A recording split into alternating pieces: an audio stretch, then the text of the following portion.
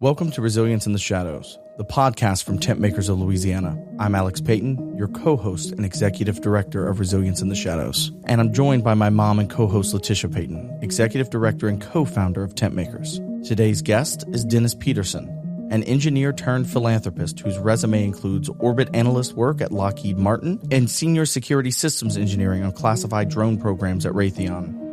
By 48, Dennis had achieved financial independence and retired into a life of scuba instruction, endurance races, and hands-on charity work across Texas, Mexico, and Cuba.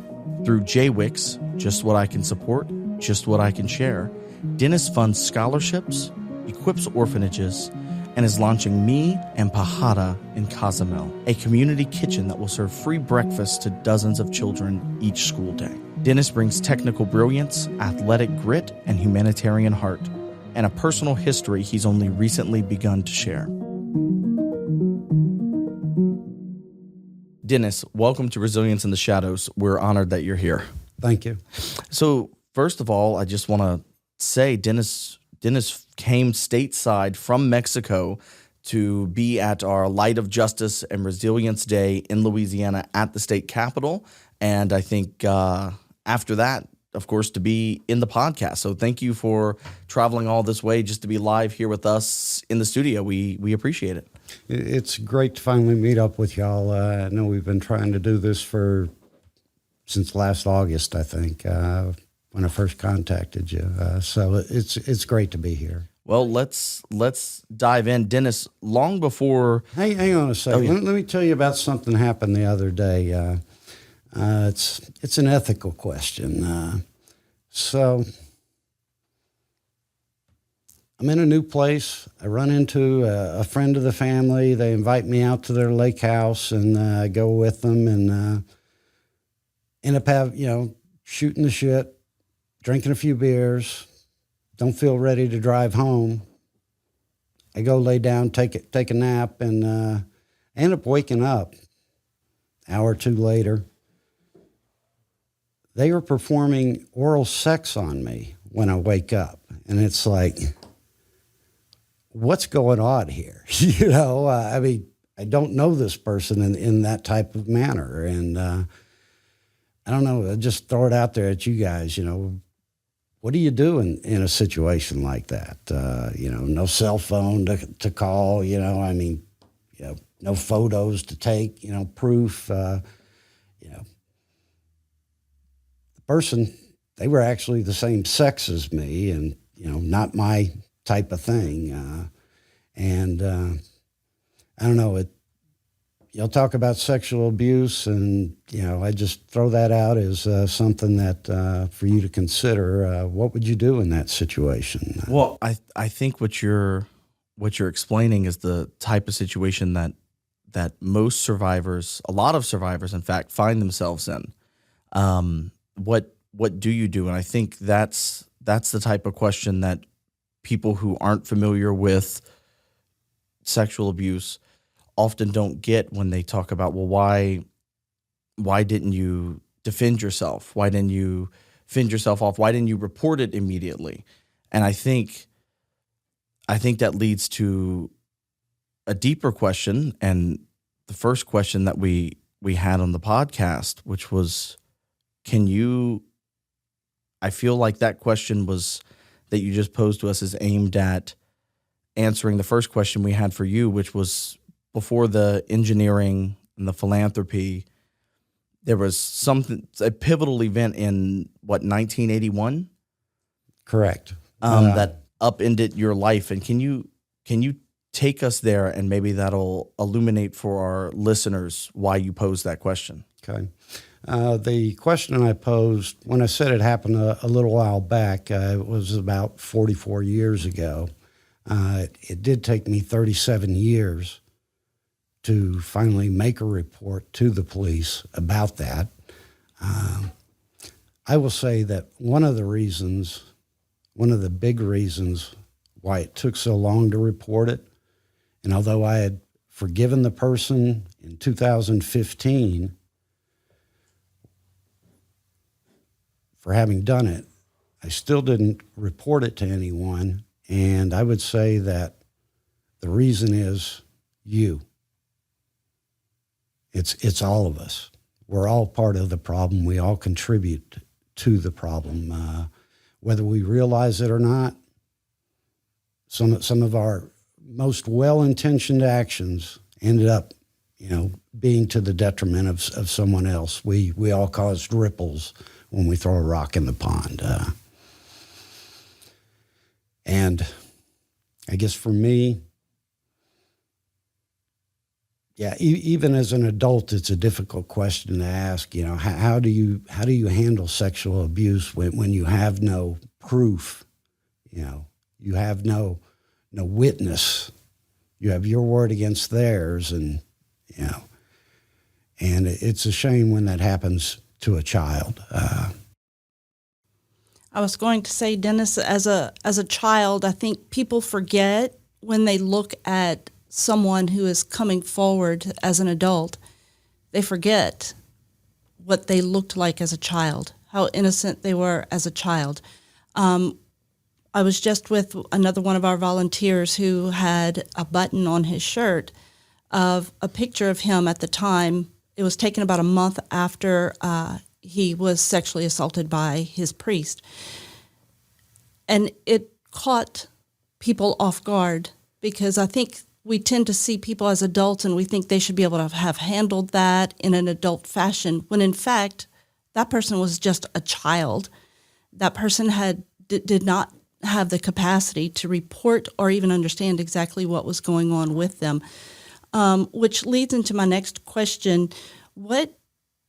How did this affect your family situation? What was your family makeup? I think that is an important part of this whole story of yours. At the time it happened, I have 4 brothers, 3 older than me. The oldest is 5 years, 3 days older than me.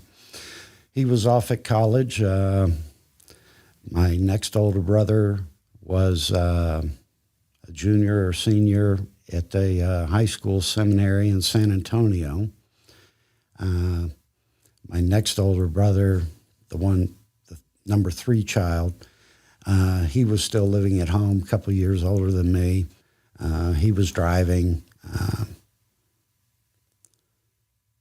And then I had a little brother that was like in 4th or 5th grade at the time. My mother was ill. I did not know it, but she was dying at the time.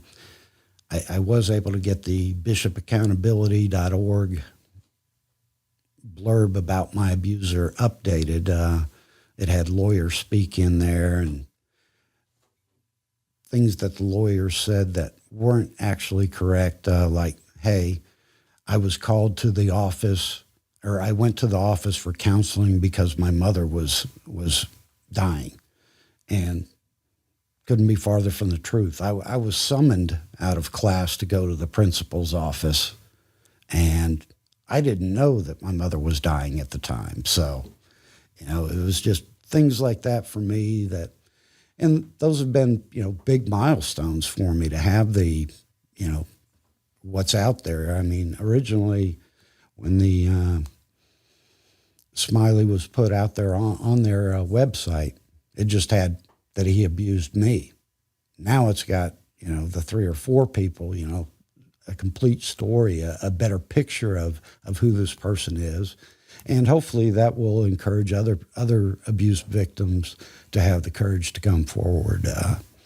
Why were you at that Jesuit retreat? Can you walk us through what kind of retreat was that? What was the purpose of being there? Just so we have a lot of we do have a lot of listeners that are not Catholic or do not come from a Catholic background, so they might not be able to kind of contextualize what just a retreat might be and why a child would even be there. I was called out of class. There was some grooming that went on. Hindsight, putting my adult brain to work on it, I probably reeked like marijuana regularly. I was somewhat rebellious. I had started smoking weed in that summer before my freshman year of high school, and I had gotten arrested. And the first time I was buying weed, I got arrested. And talk about luck. But one of the police officers had said, hey, where are you going to school? And I said, well, we haven't started yet. And where are you going to be going? And I told him Jesuit, and he was, you better hope they don't find out about this. And I knew the consequences that, I would be kicked out for, ethical violations or whatever. And so for many years I wondered, hey, had the cops, tip them off, because about 2 weeks into school I got called to the principal's office, and my abuser, Father Benjamin Smiley, met me outside the office. He was the liturgical equivalent of the principal. I guess they had a lay person and a church person, in each position there. And he took me out to a courtyard, asked me what was going on in my life. He did run his hands through my hair at one point and said, oh, your hair reminds me of the flower childs of the 60s. And when he did that, I kind of pulled away. That was strange to me. And he then went on to say, hey, he was a flower child of the 60s, and he had a pot leaf that was framed in his things, and it was so beautiful, and blah, blah, blah. But they told him before he became a full-fledged priest, he was going to have to, get rid of that. And he wasn't ready to yet. And so, he kind of befriended me at that point, asked me what was going on. I told him, hey, I'm grounded 6 months because I got busted for weed. And he was, hey, he would talk to my parents, arrange a retreat for us to go out and drink and smoke with some kids from another school. And a week later, he had talked to the parents. Parents had given the go-ahead, and, off I went. We got out to the Montserrat Retreat House in Lake Dallas, Texas, and he stopped and bought a carton of cigarettes and a case of beer. We got there. I was probably about 3, 4, 5 beers in when, he told me that, hey, the other group wasn't going to be making it out there that night because of the rain. And whether that was the case or whether that was the plan all along for me to be out there separate, don't know. But, as I said, after about 7 beers, I ended up going to sleep, and I woke up to him, performing oral sex on me. I hadn't seen the Seinfeld episode, but, grandma, baseball, Costanza. But, I managed to not get an erection, and after, a period of time, it stopped. But then he tried doing other things, and, eventually things stopped for a couple of minutes. The whole time I was pretending to still be asleep, and then I pretended to wake up, got up, went to the bathroom, and then when I came back, I just went to a different part of the house, and nothing was ever said, after that. I don't remember anything. The other kids showed up the next day. I don't remember anything about the retreat. I remember wondering, could they see something, sense something, did I have a scarlet letter on me? And I guess my whole life I've, always been like, does anyone know? Can they tell, did I laugh at the right part of the gay joke? Gauging myself, you're listening to the gay joke and, hey, need to keep a straight face. Don't let a tear come down, as they tell something that is similar to your story. So you ended up leaving school a little bit after that, correct? And how did that unfold? I went into school. I showed up with wearing a pair of blue jeans and a concert T-shirt, and we were all normally dressed as you. A blazer, button-down shirt and tie, slacks. The principal, Mike Ersing, showed up, and I guess I got sent to his office first thing, and I never forget the words he said. It was so beautiful. Problem with the laundry today, Mr. Peterson? And I told him, I said, no, I don't want to go to school here anymore. And it was a Friday morning. He sent me to the president's office, who was a priest. The priest had two priests on this side of him, one on the other side, and they were like whispering things into his ear, as I was sitting down across from them. I was asked 3 questions. One was, we understand you don't want to go to school here anymore. Is that correct? And I told them yes. Some whispering in the ears and that. And then the next question was, do your parents know that you are here? I told them no. The next question was, are you using drugs? And I told them yes. I knew that would get me kicked out, based on, their rules. And they said, thank you. We'll let your parents know that you're no longer, going to be going to school here. I was the first person in my family to go to a public school. I guess my oldest brother went for like kindergarten and first to a public school. But other than that, everyone had always private school. We were the elite, we were the educated.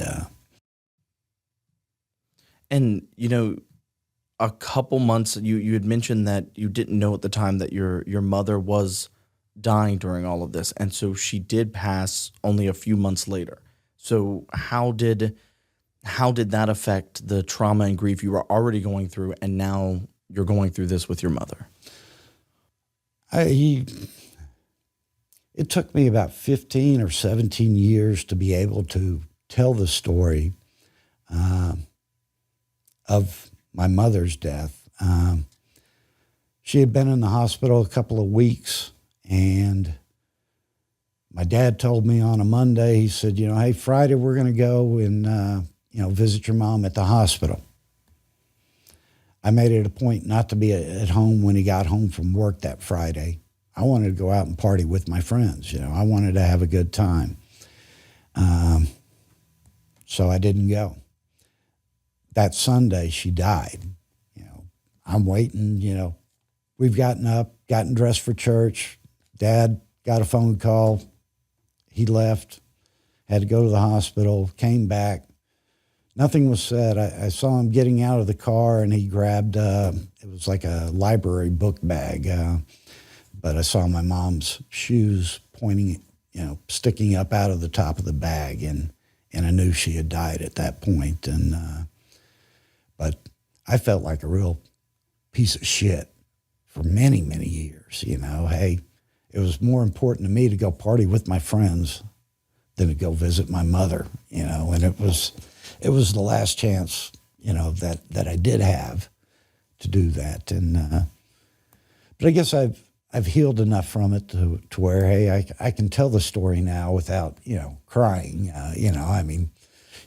There's a few tears, that are wanting to squeak out, but, I'm keeping them in check, for now. But I would say losing a mother is like losing your cheerleader. Hopefully you're grown before that ever happens. And Dennis, you created a plan: marry early, stay active with your kids, retire by 50. Looking back, how much of that was driven by aspiration, and how much of it driven by just survival for all you had went through during that period? I guess for me, it wasn't really about me. And I guess I felt a compulsion. Hey, You're supposed to get married. You're supposed to have kids. You're supposed to, go to college. It was all these things that have been pushed on me. This is what's expected for your life, whether it's coming from parents, society, etc.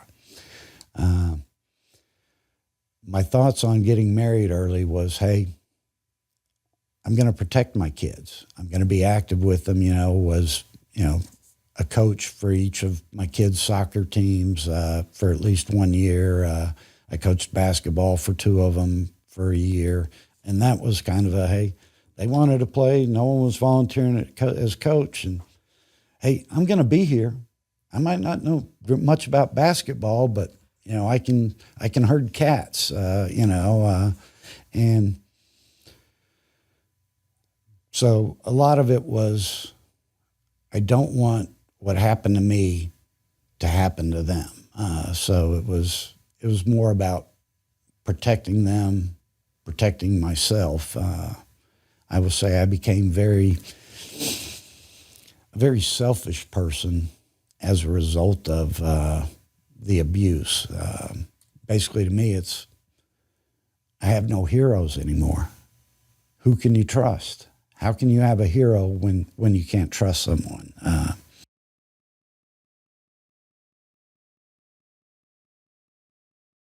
I think one thing we didn't quite finish was the story that you left school and went to public school, but did you actually graduate from public school or did you drop out?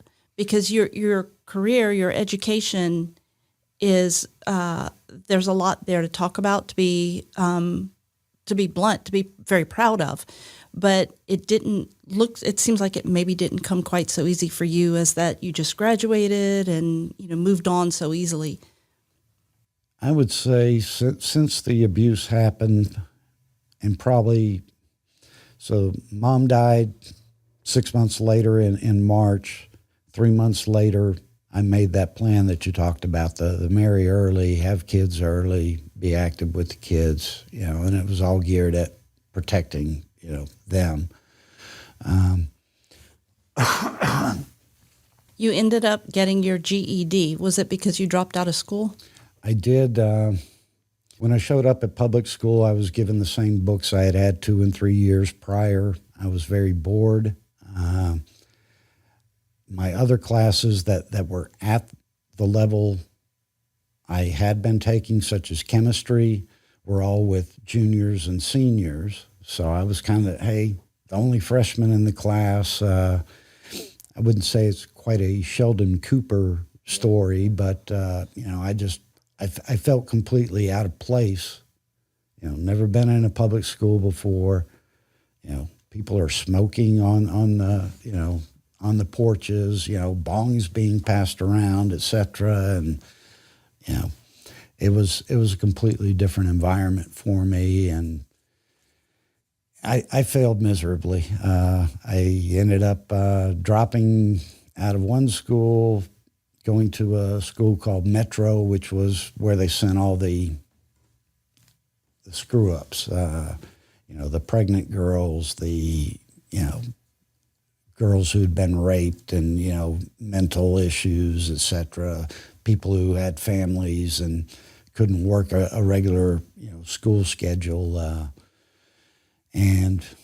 But eventually, yes, I ended up dropping out. I don't even remember going and getting my GED, and I was surprised at the date that was on there. But I guess about age 20, I checked myself into a rehab, and I found that, weed was a problem for me. It was just, I had to have it, whether it was, just one joint, it was just, a compulsion for me. And at that point, after that, I ended up getting married. She had 2 kids from a previous marriage. After I impregnated her, I decided, that, hey, working in the grocery store as a manager, youngest manager Albertsons had ever had, and we were kicking ass, we had just done an awesome, inventory, and all the other managers were talking about, getting promoted to another store and, which store they were hoping to get. And I told them, hey, I want to go back to school. I want to step down. I want to go back to school. And it took me about 15, 20 minutes to convince them I wasn't just, playing a joke on them, just because I like to joke around as well. So ended up, it took me 6 years to complete the 4-year degree. Had 4 kids by the time I was finished. Wife was a stay-at-home mom. 4 kids. Daycare is a lot more than she was making. We found that out with 2 kids, that there was $20 left at the end of the week after paying all the bills and her gas. And, it was like we were 2 ships in the night. What was the point of her working if. But so I ended up graduating, in 1996, I guess, about 10 years after my peers when I entered high school. What did you graduate in? Degree in math. And then that's what led to, I'm assuming, so we started at GED, cum laude in mathematics, and then national security work. How did we get? How did that jump occur? Because we were just talking about being in the public school, now national security work, Raytheon. Like how did that jump happen? So I stopped using drugs in 1988, 20 years old, and finished school at 28 years old.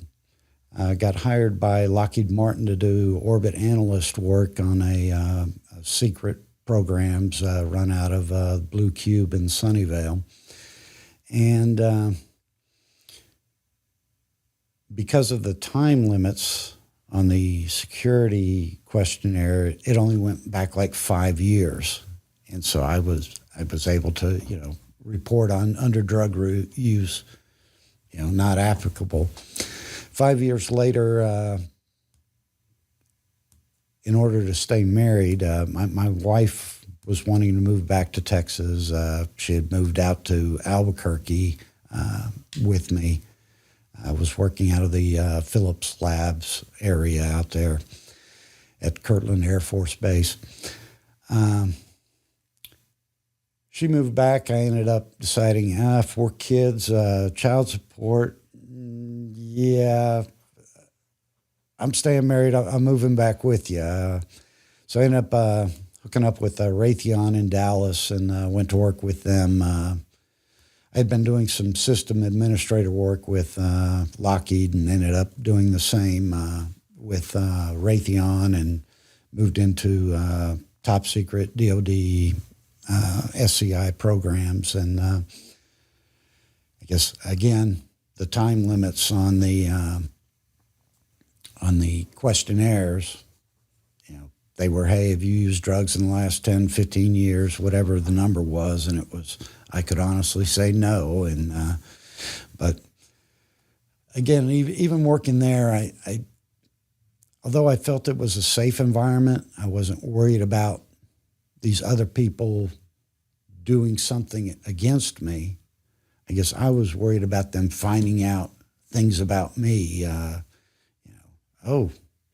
I'm probably the only guy there that could say, oh, you snorted cocaine till your mother's inheritance, was gone.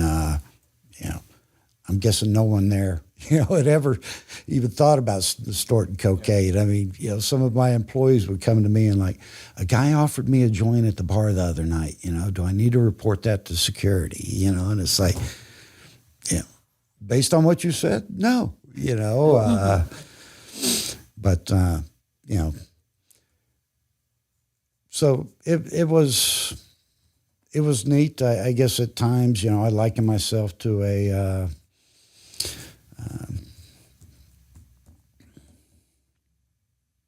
can't think of his name. Well, Jason Bourne. Yes, yeah. Okay, that's what I was thinking. Well, I have. I'm not sure if it's a comment or a question, but you can elaborate on it. The abuse happened when you were 14, and now you're at Raytheon. You worked Lockheed Martin. Now you're at Raytheon. Many years later. How many years later are we talking about? Raytheon. I started working there in 2000. So that would have been 19 years after the event. I had told one other person by that point, at about the 17-year mark, I told the first person, which was my wife, and she had been my wife over 10 years. For whatever reason, hey, one day it came out that, hey, that this had happened. And I guess her not being a therapist or whatever, it was just kind of a, hey, it was just me talking and nothing was ever said, no form of action, no, hey, let's go get some counseling, or anything like that. Well, I think it's safe to say that in story after story, when somebody talks about this 30, 40, 50 years after, it's still very real in their minds. It's not something that goes away. Maybe you can expand on that, but because of the abuse when you were 14, still 20 years later, 28 years later, and I'm assuming today, that you still look at people and wonder, do they know what happened to me? Am I the only person that's had this happen? And it still works through, there's still a lot of trauma there. I would say so, yes. I watch young Sheldon quite often, and I very much associate with both him and the professor. I don't know if y'all have watched the show or not, but, I feel awkward in social settings.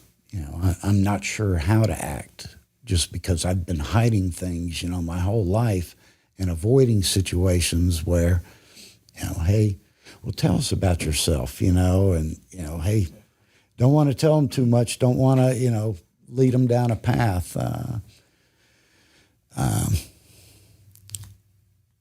I guess, although I don't know how many of my friends, people I grew up with, know what has happened, what happened to me. I don't know if they know about the lawsuit that I was in.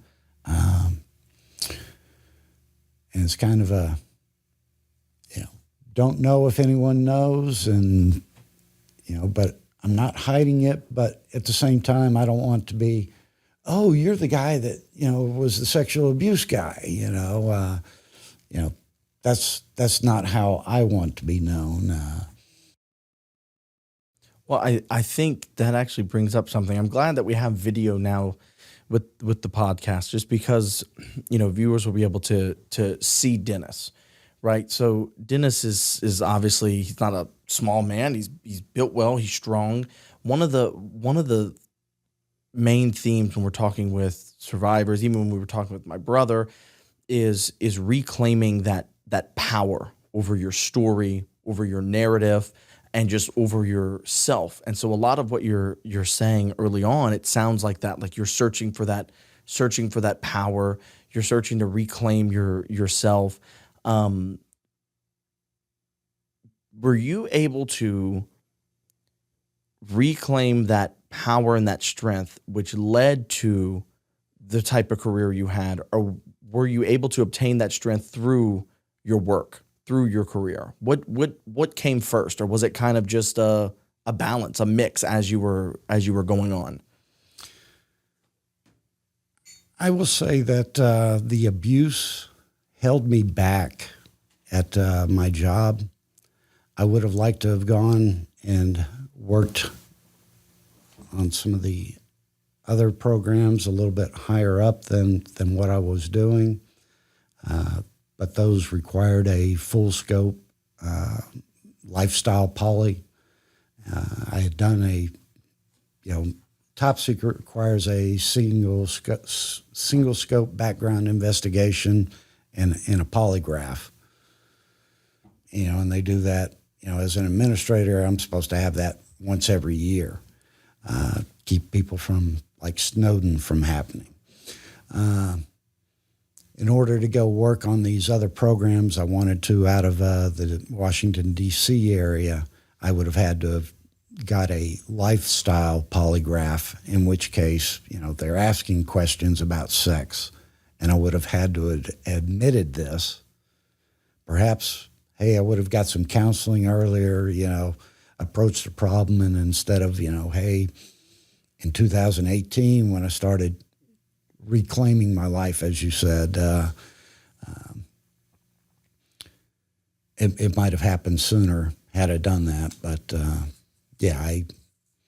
there were several promotions available to go work in D.C., and it was not ready to do that.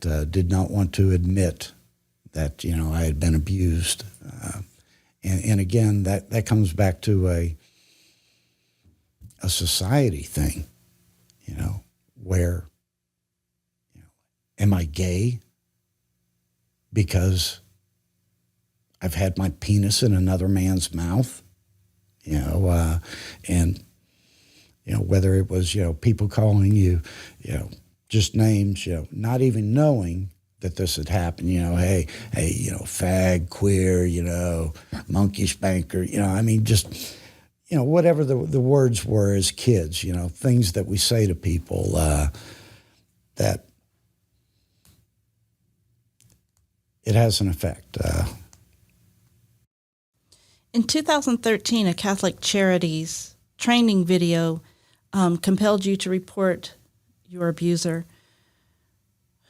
How did that affect you emotionally, and what did that compel you to do, and how did you move forward after that? I was at the training. I looked across the room. Of the 10 other people that were in the class, like 5 or 6 of them were Jesuit students. I guess Jesuit requires you to do 400 hours community service as part of their graduation requirements. And I knew that these kids were there, getting their, they're fixing to start their community service projects. And at that point in time, I wondered, is this guy still out there? Is he still abusing, other kids? And I guess that's probably the day I became a man for others, as the Jesuit school teaches. They create men for others, and I would say up to that point in time, it was, I'm taking care of me, and you better get out of the way, or I'll run you over. If you're in my way, you better move. Lead, follow, get out the way, because I'm on a mission. And kind of blinders on, and maybe somewhat of a bull,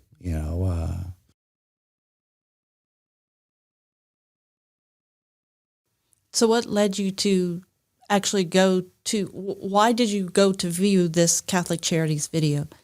I got back from Afghanistan and had been working 80-hour weeks there, and, it was a lot more than 80-hour weeks. It was 12 hours a day, 7 days a week, but it was usually 16 hours a day for me. I mean, there wasn't much else to do, and 3 meals a day, and doing this, it was a 4 a.m. to 10 p.m. every day type thing, and I guess for me it was, I had just gotten divorced. And when I went to Afghanistan, and it was a time of reflection for me, and but I got back and I was bored, and so I did some volunteering in hospice, and I was going to teach checkbook math to Christian Charities of Dallas clients. People they're giving money to, they want them to know how to do basic checkbook math, budgeting, etc. And with my math background, it looked like a good fit for me. So they had the video and said, hey, we don't accept this. If you know anything about it, report it to us. And somewhere about 2, 3 in the morning, the following morning, I finally hit the send button on a letter, reporting that I had been abused. Hindsight, I never read the letter again till about 2021, and it came up during the trial. And I actually read the letter. I never even stated the guy's name. So it was, I didn't trust that they really were going to do something when I sent the letter. But I will say it was probably the toughest letter I've ever written, In 2018, on the Dallas list, your abuser's name was omitted. What did you do, and what barriers did you have to cross to get his name on that list? Well, it pissed me off because, it was, like I say, the most difficult thing in my life to write that letter to them. And in my mind, I had reported him by name, and the fact that they had never gotten back to me on it, I figured, they knew about it, it's already been taken care of, etc. Didn't realize that, I never put his name, so it's not something they would have had to have come to me if they were serious about it. They ended up telling me, so when he wasn't on the list. Real quick, they never contacted you after the email? Correct. Okay. To say never, not until I contacted them again. Okay, so they received an email. It didn't have the name, but no one thought to reach out to figure out what you're talking about and who the person was. To make sure to say, hey, you were abused. We need to take care of this. We want to see what priest it is because maybe he's still active. There was no communication whatsoever, no follow-up, no, are you lying? Are you telling the truth? Nothing. Correct? Correct. Okay. And so 5 years later when the list came out, my dad gave me a call.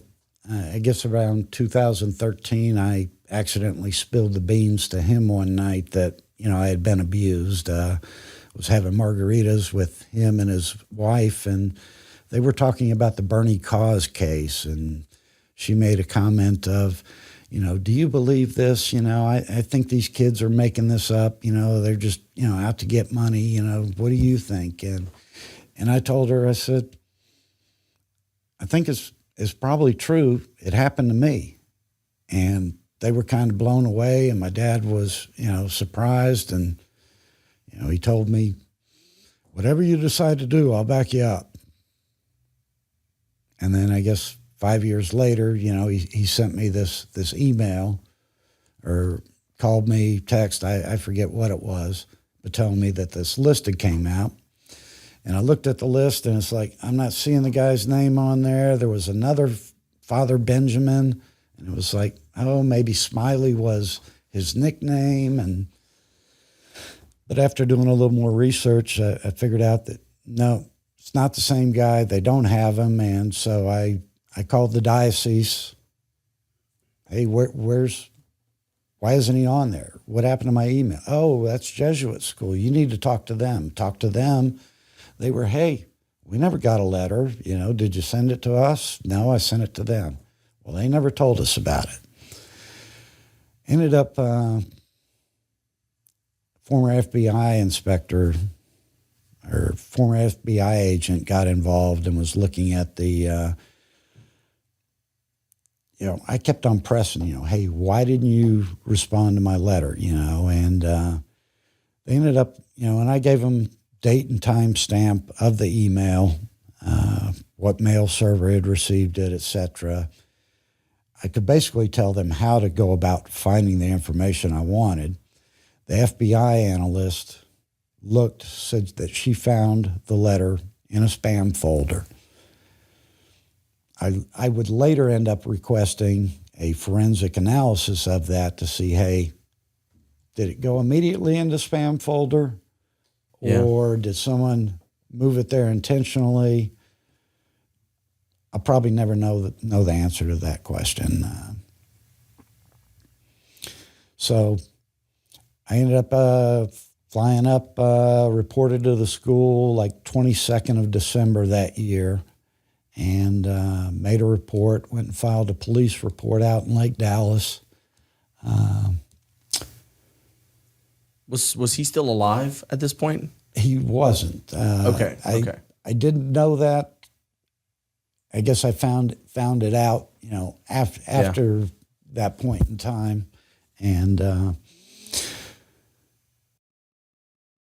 at what point did you figure out that there were other survivors who had run-ins with that priest? I guess in January they got his name added to the list. They did a revised list, and his name had been added to it. And I was still pushing him for questions on what happened to my email. And after trying, probably hundreds of emails back and forth between myself and the school, and, I had a whole list of items that I wanted to know about, my records, what was in my files there at the school as far as why I left it, etc. So I ended up joining a lawsuit because I didn't like the answers I was getting from the diocese and thought that they were hiding something. And so that's how I ended up getting into the lawsuit. And the things we found out during that lawsuit, wow. Was it a lawsuit with other survivors of the same priest, or was it with the school in general? So back to your other question.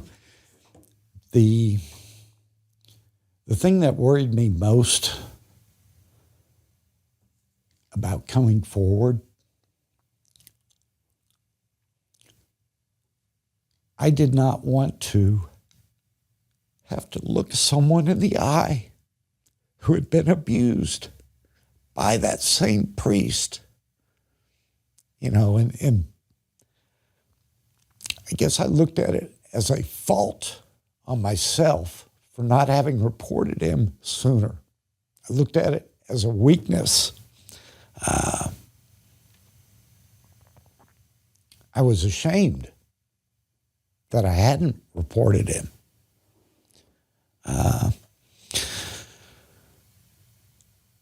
So, there I was retired, living it up, bars, dancing, drinking, the typical retirement. And I found I wasn't happy. And I think a lot of that is, I was alone, had no one I could trust. Thought I had somebody for about 23 years, but, that ended up going out the window. And I guess I kind of look at that as a second, big betrayal. Had the big betrayal by the priest, and then,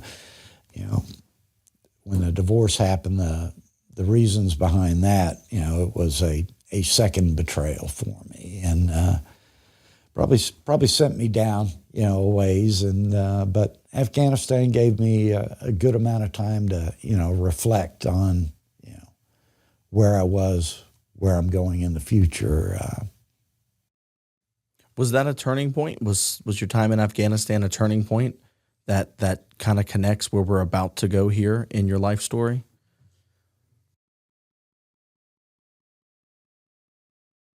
That I don't know.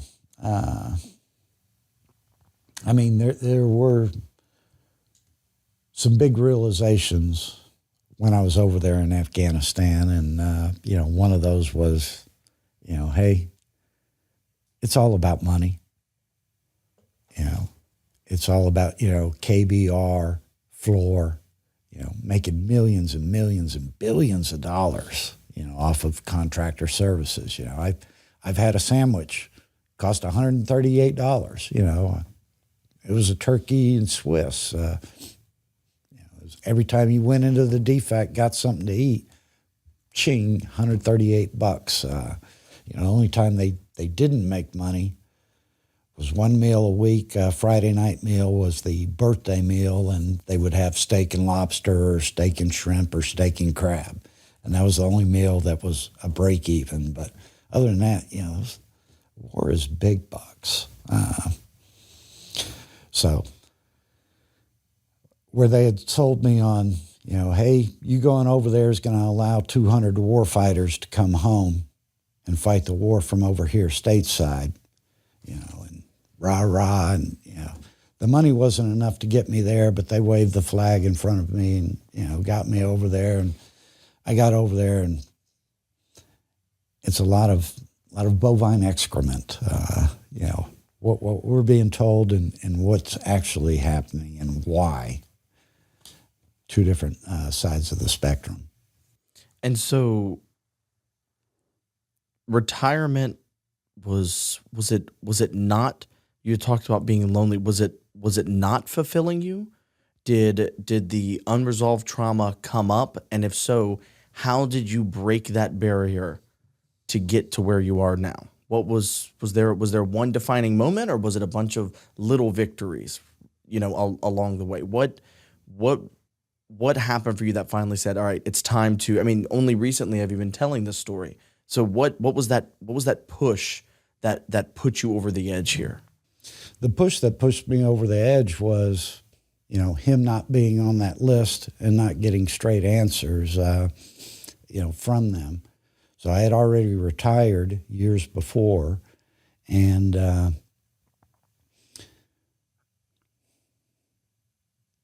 sorry, I had a great answer for your question. Let's move forward. So,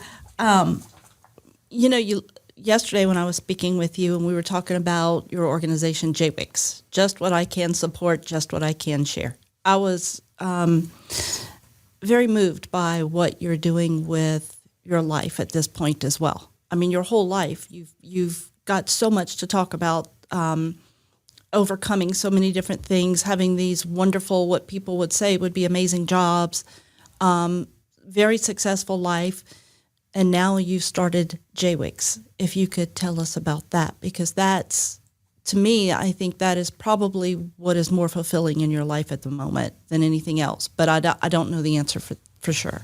I do find JWICS to be very fulfilling for me. It gives me a chance to give back. So I guess, I was retired. I ended up joining the suit. Didn't ask for money. They gave me money. I asked for an apology. I still haven't gotten one that I feel is acceptable from the Jesuit order. I did get one apology from the provincial of the Jesuits, who his only bosses are the Secretary General of the Vatican and the Pope himself. And although he gave me a heartfelt apology, his bosses then had him go do wheel and deal and basically turned an apology into a botched apology, a business negotiation. I've since asked them for some support with some of my JWICS projects, just trying to bring in, more community. And I lied to them and I told them, hey, I'm not good at coordinating this. Well, I was a project manager, for many years. And, that's my thing. But I was trying to give them an opportunity to pitch in and help, and I just wanted them to coordinate a project where we were going to build a women's shelter, a family shelter, and a men's shelter. The price of housing was real cheap back then, and they begged off of doing that. I had also asked them to send a card that myself and the other 8 people that were in in the lawsuit with me. I had asked them to send a card. We had all signed it. It was a birthday card for him, for Pope Francis. And I'd also, put in an inspirational card in there, hey, you've got a great voice. I'd love to hear it in Cozumel, and invited him to come out for May 5th, I guess it was last year, for the 505th anniversary of the first Mass that was ever said in Cozumel, in the New World, when Spain had done their conquest back in 1530s, 1520s. And I think I'm lost. Go back to the question. What through you created JWICS, and how did that come about, and where are you getting fulfillment from JWICS? You have such a huge background, working at these places that the secular world would say are just absolutely amazing jobs, successful man such as yourself, working in those positions with those companies, and through retirement, now you founded JWICS. Is that bringing you the fulfillment that you needed? How did we get there? I guess I asked myself, do I need a new Corvette? How would that make me feel? Or I can go and pay 16 scholarships for kids, and they were all, financially, it was done on a financial basis, who was the most needy rather than who was, the smartest kid or anything. I ended up doing one scholarship with, a smarter than the average bear scholarship. But we're talking about in Mexico. I just want to make sure people understand where you're in Mexico doing all this work. Correct. And it was during the trial, there was a point where I realized the trial was won. It was after the second deposition of a Father Phil Postel, who basically, to boil down his testimony, he moved known pedophiles from one school to another without informing the receiving school that, this guy's been, accused of abusing kids at this other school, and that's why we're moving him. And so he was basically the puppeteer, moving these pieces around the chessboard, pedophile A to school B, pedophile B from school B to school A, that type of thing.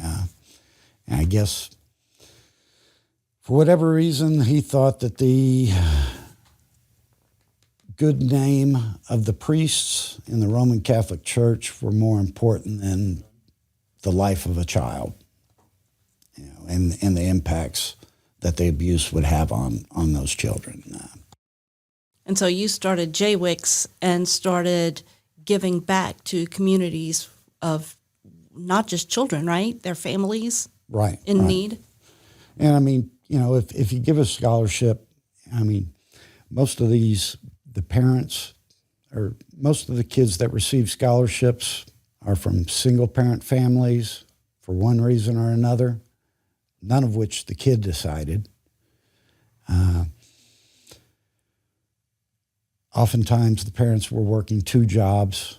I would say 6 of the 12 were working 2 jobs.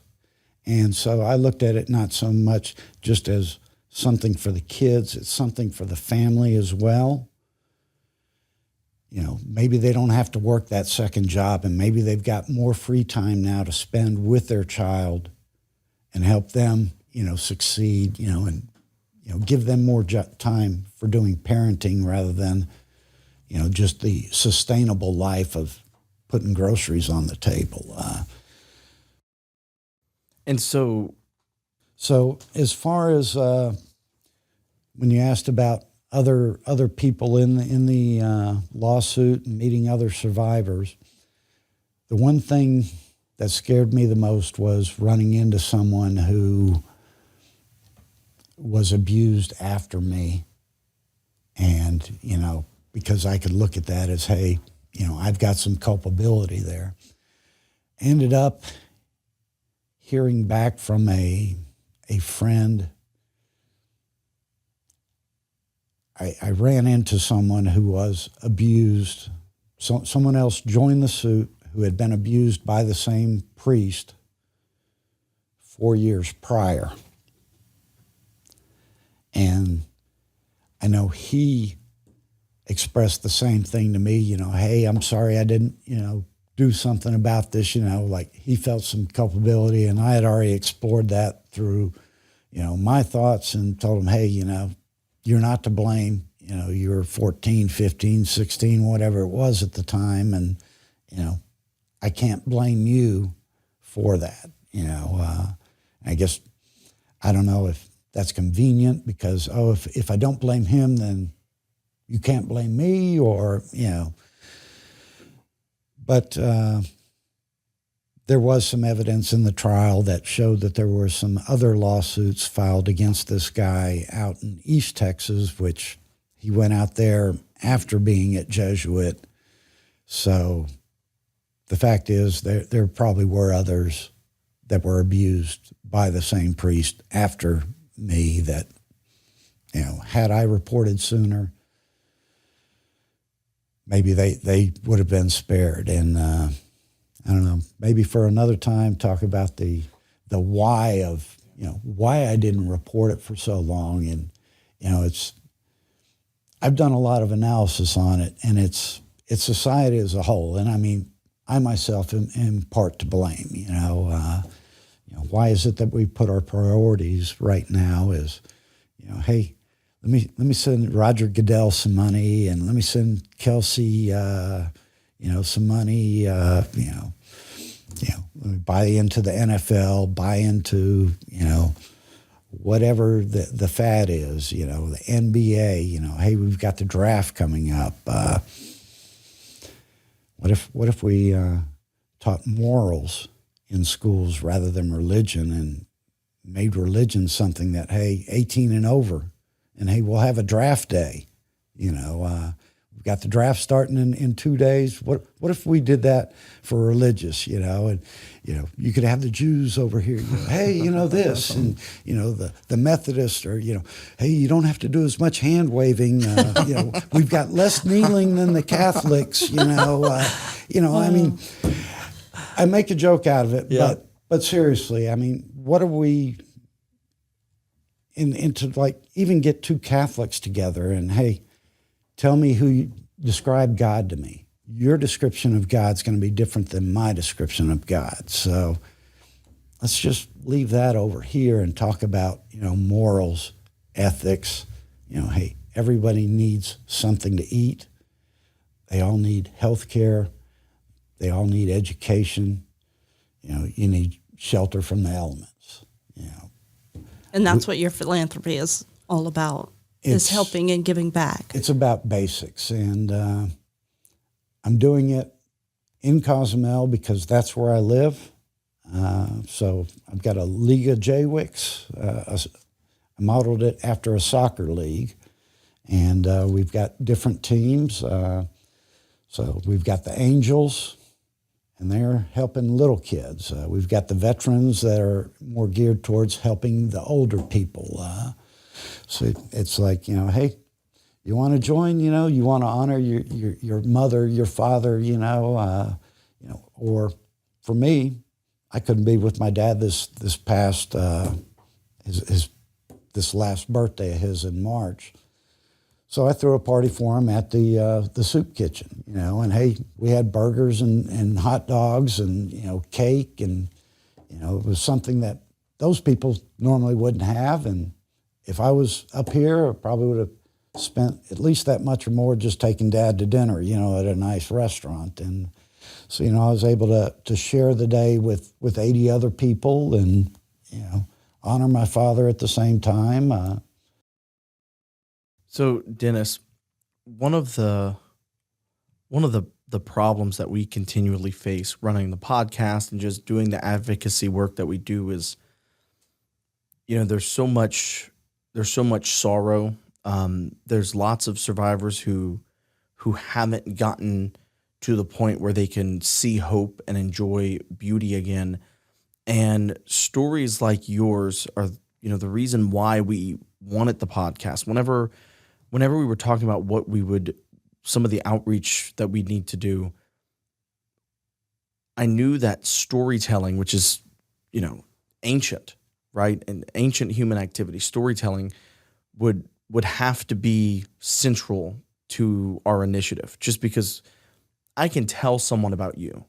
Oh, there's this guy, it doesn't have the same impact. It doesn't have the same emotion. And one of the other things that's kind of, I think we knew this would happen, but it's sort of a surprise sometimes still even, but a lot of survivors have the same feelings. You're feeling them differently. You're in different situations. You're from all different backgrounds, but a lot of for instance, the guilt, well, what if I would have reported him? Maybe that would have stopped. We've talked to many survivors who were in that same exact situation as you. And so I know you've watched some episodes of the podcast. As we wrap up, one of my favorite parts of the podcast is having the guest address our listeners. And our listeners are from not just around the country, but around the world at this point. I think we're in 10 different countries, listeners in 10 or 11 different countries. And our listeners, some are devout Catholics who still practice. Some are survivors who still practice the Catholicism, some that don't practice anything. We have family members of survivors. And then we have people who found the podcast, who have found TentMakers, who aren't connected to any survivors, but for some reason just they want to know more, and they want to help and they want to listen. And so we typically have our guests give 2 messages to the listeners. First one would be, can you address our listeners who are not survivors, but maybe are just allies, family members of survivors? Can you address them? And then secondly, can you please address the other survivors that might be listening to your episode? Wow, that's a tough one. I guess for the survivors, I would say you're not the only one. For a long time, I thought I was the only one. I know that one of the 2 other people that were in the lawsuit that had been abused by the same priest that had abused me, he's still in hiding. He joined the suit as a pseudonym, doesn't want people to know it's him. I think, that points out a failure in bringing those people back into the community. So to me, that's just to show that there are stigmatisms out there in the world, and hey, if you were abused, then you're probably an abuser, is one of them. But I would say, you're not the only one. And my best advice is, be you, and if something hurts, you don't shoot yourself in the foot in December and wait till, March to go to the doctor about it. A wise man said, best time to plant a tree was 40 years ago. The next best time is now.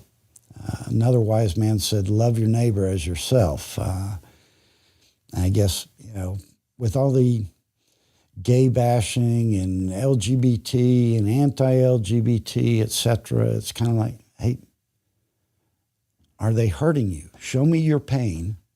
Why do you have to put these people down? Why can't they do, And I mean, some places it might be a valid, but I don't know. Actions have ripples, and just be the best person you can be is all I can say. The JWICS. So the reason I'm doing the JWICS is they gave me a handful of money, and it was like, what am I supposed to do with this? Am I supposed to go be the guy, the Sound of Freedom? What was the guy's name? Have you watched the movie? Yeah, it was Mel Gib. Was that a Mel? Jim Caviezel. Jim Caviezel movie. Yeah, where they were rescuing the sex trafficked children. Right, and I kind of look at my story in a way, in part, as that story. Hey, I rescued 9 kids. My testimony was pivotal in the case, and it kind of tied a bunch of different pieces, brought it all together to where it was like, oh, now we got the whole picture. But there was the one guy that, hey, he had worked his way up, and he was, what am I supposed to do? Have my condo on the beach, go buy me a new beachfront condo with this money. And it's like, I don't know. To me, that just, it doesn't have the same zest. Helping other people out, that makes me feel great. The more I give, it seems the more I receive. And what about to those listeners who are not survivors, but want to play an active role in helping survivors? When they meet a survivor, or if someone ever were to come to them for the first time, maybe they're going to be the first person that a survivor has told. What would you tell to someone? Well, not someone, but to people like that, people who want to be allies, people who want to help. How can they do that best? My thoughts, let's talk about it, Don't ignore it, and like, oh, I don't want to talk about that, or I would say, ask them, hey, I heard about the abuse that you had. I'm sorry that happened. I think an apology is a good start, if you've ever told a gay joke or laughed at a gay joke or, anything, I think you can probably find some culpability in why someone may not have told their story. And I would say an apology's a good place to start, and whether it's, you're apologizing on behalf of yourself or on behalf of others, hey, I'm sorry that happened to you. I think that goes a long way. And I mean, maybe not necessarily a one-time thing, to me, I have no clue who knows, who doesn't know, who's read the paper, who read my name in the paper, flip, past the first page to the follow-up, where it lists my name. Or as a survivor, you're talking about you don't know who knows. Would it be more comfortable for you, and I'm not sure that is the actual right word, but if people were not afraid to say something and actually approached you and said, yes, we do know, is that more of a comforting thought to know that they know and they still, you're still the same person? Yes, I would say so. And to me, that the way you just described it there, that would show, hey, I'm accepting of you, regardless of what happened to you in the past. I'm accepting you as a person, Instead of walking around it, beating around the bush, eggshells, where obviously you're not an idiot and can tell what's occurring, right? Right. I think that's actually Mark. That I don't know I don't know where that quite fits in, but that is an important. I don't think we've had a survivor say that before. Mm-mm, I don't think so. And don't forget the part about that. Yes. So, but okay, I just want, because I don't know where that part needs to be in. I don't know where that needs to go, but that needs to be in there. So, Dennis, before we wrap up here, obviously that my dad was excommunicated from the Catholic Church, and I didn't know this until we arrived here today for the podcast. That you attempted to be excommunicated, and it didn't quite go as planned. Can you tell us your story about trying to be excommunicated? Yes. So as part of the trial, we were given an option to note some non-economic demands, and I chose to not make demands until after the trial, because if they're non-economic and you're really sorry, you should do what you say after the papers are signed rather than, being forced to beforehand. So I asked the church, to do a few different things. One was like give me a tour of one of their facilities. Asked another guy to help to pass the card on to the Pope on one of his yearly visits to Rome to meet with his boss. I decided I didn't want to be associated with them anymore. I had no respect for them, for their organization, that they would cover these things up.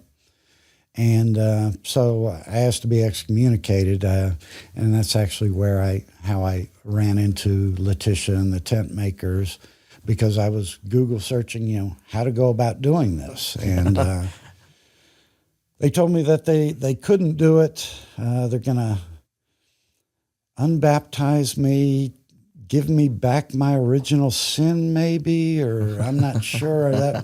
But they were going to make a note in a registry. They couldn't excommunicate me, but they'll make a note in the church registry that I don't want to be counted as one of their faithful anymore.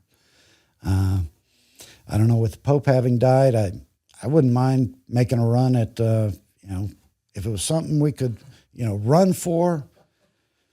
Hey, I'll run for Pope. I am a reverend. I have a credential. I paid the $25 like back in 2015 to get the credential.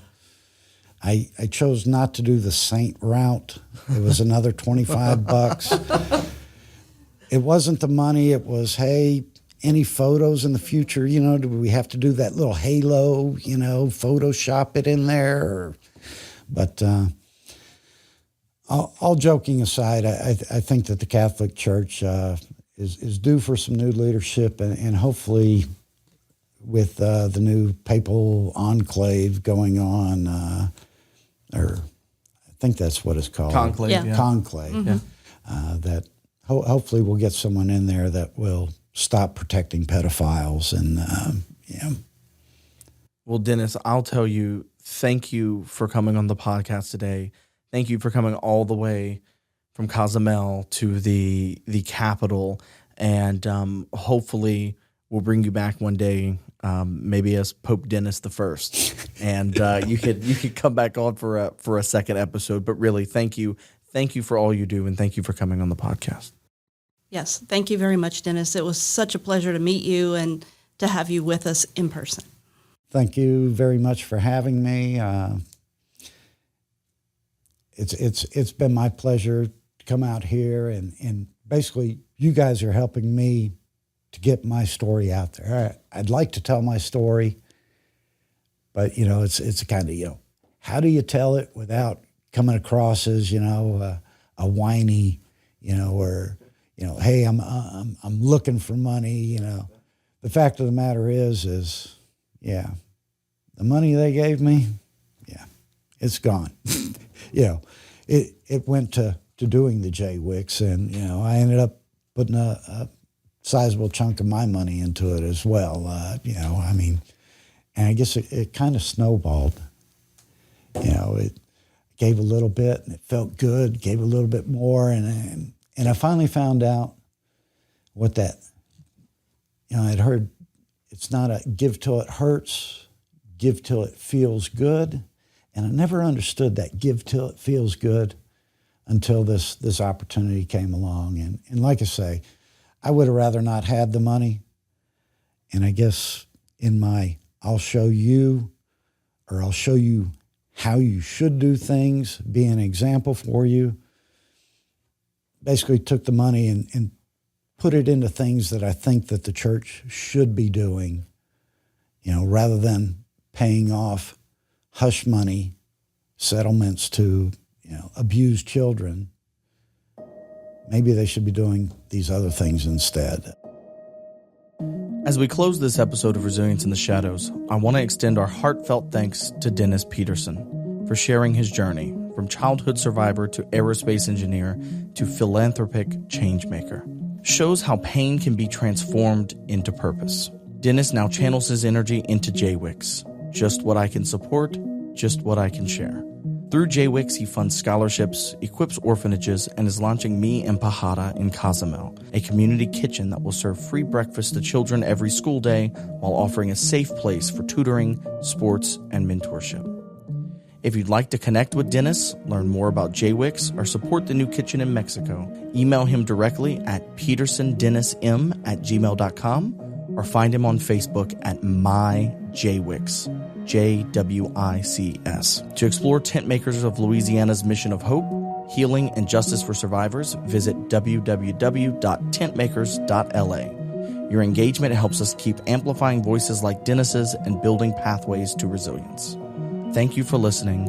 Until next time, stay resilient and remember, even in the shadows, there is light.